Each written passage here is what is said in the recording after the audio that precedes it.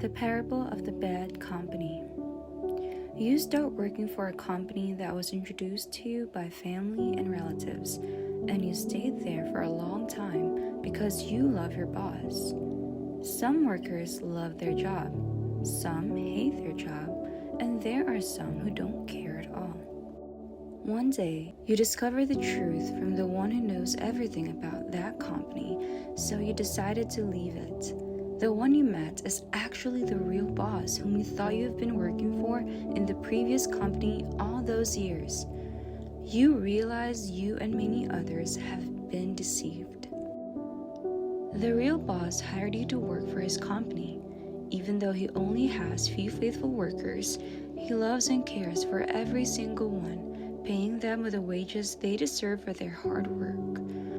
Unlike the previous company, whose people doesn't really know who they were working for, each worker has a good relationship with a real boss whom they admire so much.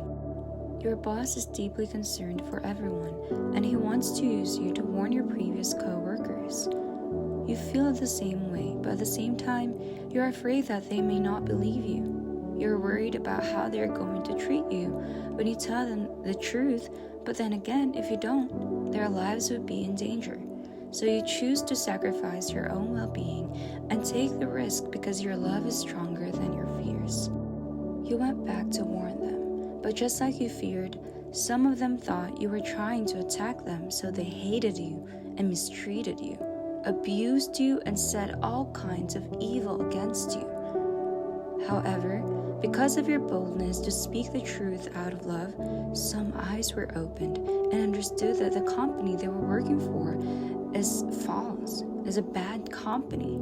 So they followed you to the real company, to the good company. When they got there and met the real boss, they were so grateful you went back to free them, that you loved the individuals and only hated the wicked company. They were saved and they were glad. Everyone rejoiced together. At the end of the year, those people who refused to listen and stubbornly stayed no matter how many times they were warned were imprisoned forever for committing fraud and violating the laws.